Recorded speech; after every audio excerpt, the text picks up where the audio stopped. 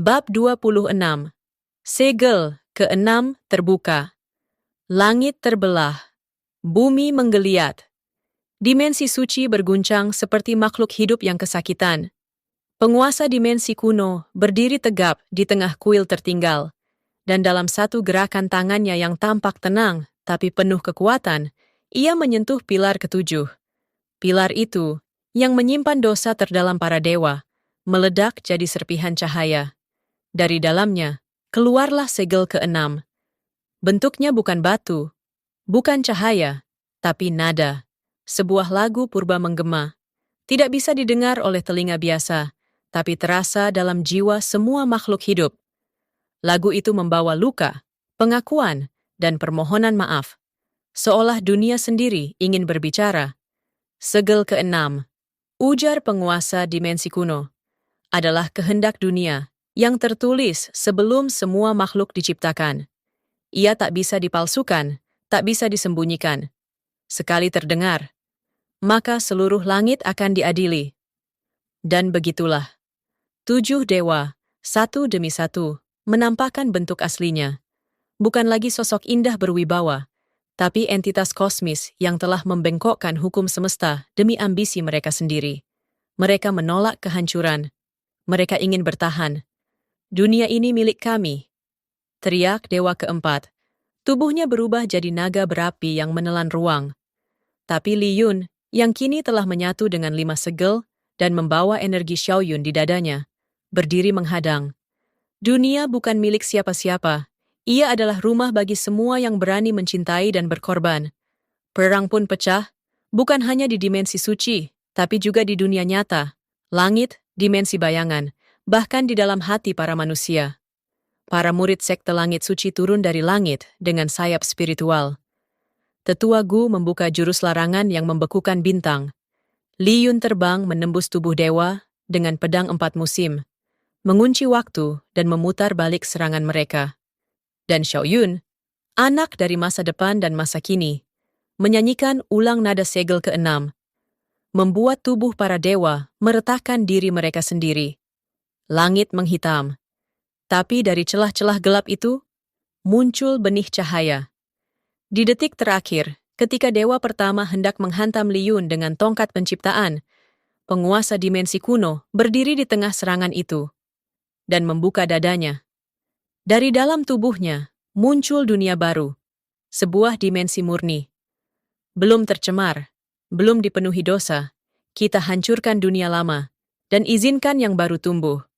Dengan kata-kata itu, segel ke-6 meledak, bukan untuk menghancurkan, tapi untuk menghapus jejak para dewa dari sejarah. Ketika perang usai, dunia perlahan diam. Langit menjadi jernih. Dimensi suci kembali tersembunyi, tapi meninggalkan jembatan tak kasat mata ke mereka yang layak. Li Yun tertunduk. Luka di tubuhnya banyak, tapi jiwanya terasa lebih ringan. Xiaoyun memeluknya dari belakang. Ayah, kita menang? Li Yun tersenyum pelan. Belum, nak. Masih ada satu segel terakhir. Bab 27. Segel ke-7. Tak pernah disebut dalam kitab kuno. Tak tertulis dalam ramalan langit. Ia bukan bagian dari dunia, karena ia diciptakan oleh sesuatu yang tidak berasal dari dunia ini. Malam itu, langit tampak normal. Bintang berkelip, angin sejuk menyapu gunung suci. Tapi mereka yang peka mulai merasa ada yang salah. Burung-burung terbang menjauh. Lautan berubah arah arusnya. Bahkan waktu, yang selama ini bisa dibaca oleh kultivator tingkat tinggi, tiba-tiba membisu. Dan di balik cakrawala, muncul celah hitam yang tidak memantulkan apapun. Seolah-olah langit telah digigit oleh kekosongan. Penguasa dimensi kuno memandang langit itu dengan tatapan sendu. Segel ke-7 bukan dibuat oleh para dewa. Ia adalah kunci yang menyegel gerbang kekosongan, batas terakhir antara dunia ini, dan sesuatu yang bahkan para dewa takut untuk menyebut namanya. Dan kini, segel itu mulai retak. Li Yun bersama Xiaoyun dan para tetua sekte langit suci berdiri di ujung pegunungan waktu. Di hadapan mereka terbentang gerbang yang tak berbentuk, hanya getaran, hanya rasa dingin, hanya ketakutan.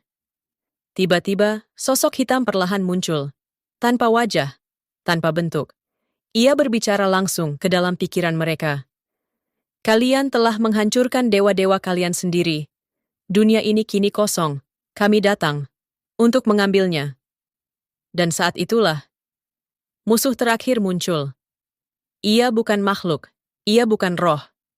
Ia adalah ide, kehampaan, ketiadaan, sebuah keberadaan yang ingin seluruh realita menjadi satu hal. Tidak pernah ada. Pertarungan terakhir pun dimulai. Kali ini, tak ada pedang yang bisa memotong. Tak ada teknik yang bisa menyentuh. Li Yun harus menggunakan jiwanya sendiri sebagai benteng. Xiao Yun membawakan segel keenam dalam bentuk nyanyian, mengikat celah gerbang kekosongan. Dan dari kejauhan, roh para murid yang telah gugur muncul dalam cahaya. Kami, bersamamu. Mereka semua bersatu. Bukan dalam tubuh, tapi dalam kehendak.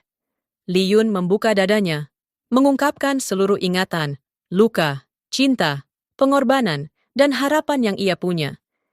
Jika dunia ini harus dilupakan, maka biarlah ia diingat sebagai tempat di mana cinta pernah melawan kehampaan. Dan dengan itu, ia menanamkan segel ketujuh langsung ke dalam celah gerbang kekosongan. Ledakan cahaya menyelimuti seluruh dunia. Semua diam. Ketika Li Yun terbangun, ia berada di padang rumput yang asing, tapi damai. Langit biru, angin hangat. Dan di sampingnya, Xiao Yun masih tertidur. Seseorang duduk tak jauh darinya. Penguasa dimensi kuno tersenyum berkata, "Kau berhasil, dunia ini bebas, tapi semua orang lupa akan perang itu. Hanya kau yang mengingatnya. Karena pahlawan sejati adalah mereka yang berjuang lalu menghilang dari sejarah." Li Yun memandang langit baru, dunia baru. Ia tak lagi punya segel, tak lagi punya kekuatan besar. Tapi di hatinya ada kedamaian. Dan untuk pertama kalinya sejak semuanya dimulai, ia bisa berkata, "Aku pulang." Bab 28. Awal dari yang terlupakan, sebelum langit dipenuhi segel, sebelum dunia mengenal nama Li Yun, ada seorang pemuda biasa yang tak pernah ingin menjadi legenda. Namanya Jitian. Di lembah terpencil bernama Lianhua, Jitian hidup sebagai penggembala angin, sebutan mewah untuk pekerjaan nyaris pengangguran. Pagi hari ia mencatat arah angin untuk para tetua desa. Siang harinya, ia duduk di bukit sambil menulis puisi yang tak pernah rampung. Dan malamnya, ia tidur sambil mendengkur seperti naga lapar. Namun, kehidupan damai itu berubah di suatu pagi saat langit bergetar dan kabut merah menelan seluruh pegunungan utara. Dari langit turun 3 makhluk berjubah hitam. Wajah mereka tertutup topeng logam dengan simbol segel kuno menyala di dahi. "Kami mencari Jitian," kata salah satu dari mereka, suaranya dalam dan gaib. Dia membawa warisan yang seharusnya telah hilang. Penduduk desa panik. Jitian yang saat itu sedang menyapu daun di pelataran kuil tua, hanya bisa menelan ludah. "Aduh, ini pasti karena aku nyolong manisan tetua minggu lalu," gumamnya. Namun belum sempat ia kabur, seorang wanita misterius muncul di hadapannya. Ia berpakaian seperti seorang kultivator elit, jubah putih berkibar, dan pedang panjang di punggungnya. Wajahnya datar, tapi indah seperti ukiran dewa. "Namamu Jitian?" tanyanya. Jitian mengangguk pelan, mencoba tak jatuh pingsan karena aura tekanan spiritual wanita itu. "Kau adalah pewaris pertama dari segel langit. Ikut aku kalau kau ingin hidup." Ada pilihan lain?" Tak lama kemudian, tanah di desa itu meledak. 3 makhluk bertopeng menyerang tanpa peringatan. Wanita misterius itu pun melompat, membuka pedangnya, dan dalam sekali tebas, menghancurkan satu dari mereka menjadi abu bercahaya. Jitian terpaku. "Kalau ini mimpi, tolong jangan bangunin aku. Tapi kalau bukan, boleh aku nangis dulu?" Dibawa kabur melalui lorong teleportasi kuno, Jitian terlempar ke dunia baru. Dunia sekte-sekte besar, jurus-jurus mistik, dan konspirasi ribuan tahun yang tersembunyi di balik segel langit. Di sanalah awal mula segalanya, di sanalah kisahnya dimulai, dan dunia tak akan pernah sama lagi. Bab 29. Gerbang tertutup sekte langit senja. 5 menit setelah diculik oleh wanita misterius bersenjata tajam, Jitian masih belum bisa memutuskan mana yang lebih menakutkan, wanita itu, atau fakta bahwa dia sekarang melayang di atas awan tanpa pengaman. Kalau aku jatuh dari sini, tolong kasih tahu ibuku aku sayang dia. Dan aku belum sempat bayar utang kacang rebus ke Bibi Luo. Bisiknya sambil berpegangan pada seutas tali spiritual yang entah kenapa mengambang sendiri. Berisik, kata wanita itu. Fokuslah, kita hampir sampai. Di depan mereka, kabut membuka perlahan, memperlihatkan sebuah puncak pegunungan dengan sebuah bangunan raksasa berdiri di ujung tebing. Sekte Langit Senja. Gerbangnya tinggi menjulang, terbuat dari batu langit yang bersinar keemasan. Di atasnya, terpahat lambang matahari terbenam dengan tulisan kuno. Hanya mereka yang membawa cahaya dari dalam yang dapat masuk. Itu maksudnya gimana? Tanya Jitian. Wanita itu, yang belakangan diketahui bernama Yu Meilan, salah satu murid utama sekte, mengeluarkan liontin dari balik jubahnya dan menempelkannya ke gerbang. Cahaya merah muda memancar, lalu gerbang perlahan terbuka, hanya untuk menutup lagi sesaat kemudian. Gagal ya? Yu Meilan mendengus. Kau harus coba sendiri. Jitian maju dengan gemetar. Ia tak punya liontin, tak punya aura kuat, tak punya apapun, kecuali rasa lapar. Tapi saat tangannya menyentuh pintu, sesuatu yang aneh terjadi. Segel di dalam tubuhnya, yang selama ini tersembunyi, bergetar pelan. Cahaya biru muda menyala dari telapak tangannya, lalu menyebar ke seluruh gerbang, seperti akar yang tumbuh dalam sekejap. Cahaya itu membuka gerbang sepenuhnya. Para penjaga sekte yang sedang tertidur di pojokan terbangun serempak, beberapa menjatuhkan cangkir teh. Salah satu tetua tua langsung melompat ke tengah lapangan dengan wajah waspada. Siapa yang membuka gerbang warisan dengan kekuatan roh murni? Yu Meilan hanya menunjuk Jitian. Yang ini, yang baru saja hampir muntah di langit.